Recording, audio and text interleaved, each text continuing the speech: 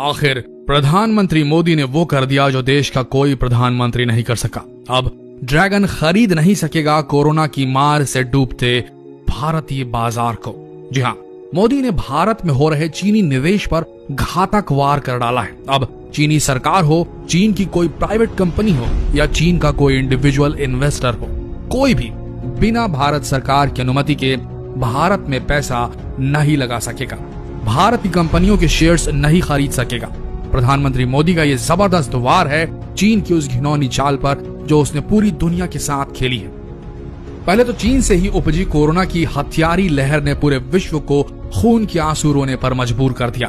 फिर खबरें आई कि चीन ने अपने यहाँ गुप्त तरीके से न्यूक्लियर टेस्ट तक कर डाला है इस वैश्विक महामारी के दौर में। और उसके बाद जब पूरे विश्व में आज लगभग लॉकडाउन की स्थिति बनी हुई है, तब उसने गिरते हुए वैश्विक मार्केट में, जहां दुनिया के हर देश के शेयर बाजार गिर रहे हैं, जब दुनिया की बड़ी से बड़ी कंपनी की स्टॉक वैल्यू प्रोडक्शन की अनुपस्थिति में गिर रही है, तब चीन ने नया पैंतरा खेल दिया है। चीन ने लगातार फॉरेन इन्वेस्टमेंट बढ़ा दिया है। पूरे विश्व में जिन बड़ी बड़ी कंपनियों के शेयर गिरे हैं, अब चीन वहां निवेश कर दुनिया की सबसे बड़ी आर्थिक शक्ति बनने का घिनौना खेल खेल रहा है। लेकिन प्रधानमंत्री मोदी ने बिल्कुल जर्मनी की राह पर चलते हुए, सही फैसला लेते हुए लॉकडाउन के बीच ही चीनी निवेश पर बिना निगरानी रोक लगा दी है।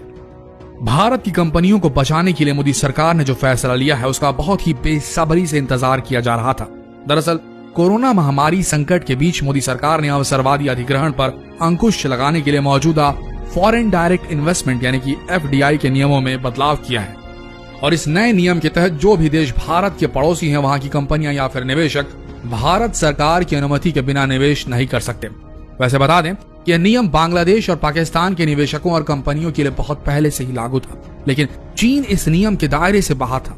हालांकि वैसे भी बांग्लादेश और पाकिस्तान का निवेश भारत के अंदर लगभग ना के बराबर है, लेकिन चीन भारत के अंदर बिना रोक टोक के आक्रामक तरीके से निवेश कर रहा था। लेकिन अब नए नियम के तहत चीन को किसी भी तरह का निवेश करने के लिए भारत की सरकार से अनुमति लेनी होगी।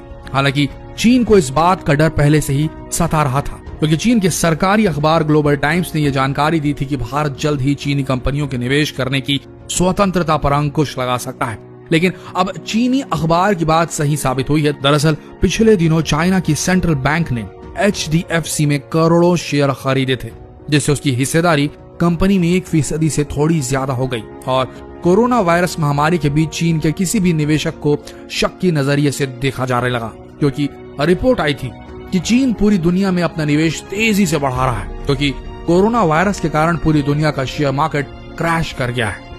इस वजह से दुनिया भर की कंपनियों के शेयर के भाव गिर चुके हैं और चीन इन सस्ते शेयरों को खरीद कर दुनिया भर की कंपनियों में अपनी हिस्सेदारी बढ़ाने में लगा है। और यह काम करने के लिए चीन के पास विदेशी मुद्रा भंडार की कोई कमी नहीं है, क्योंकि अभी भी चीन के पास पूरे $3000 से भी ज्यादा यानी कि $3 ट्रिलियन से भी ज्यादा का विदेशी मुद्रा भंडार पड़ा है। ऐसे में भारत ने भी चीन के निवेश को खतरे के रूप में महसूस किया है और अपने नए नियम के तहत चीन की सरकार हो या चीन की कंपनी या फिर इंडिविजुअल किसी भी तरह का निवेश करने के लिए भारत सरकार से परमिशन लेनी पड़ेगी, ऐसी व्यवस्था बना दी है। और अब भारतीय कंपनियां भी अपने मन मुताबिक किसी भी चीनी कंपनियों को अपनी हिस्सेदारी नहीं बेच सकती, जो कि एक बहुत बड़ा कदम है।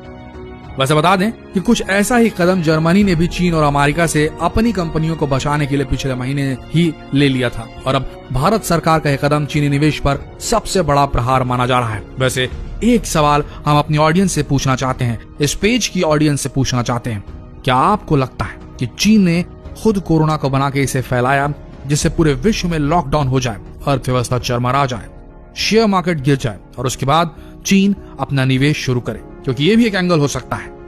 आपका क्या कहना है कमेंट सेक्शन में जरूर लिखें। मिलते हैं अगले लेटेस्ट अपडेट के साथ, तब तक के लिए बने रहिए इस पेज के साथ। धन्यवाद।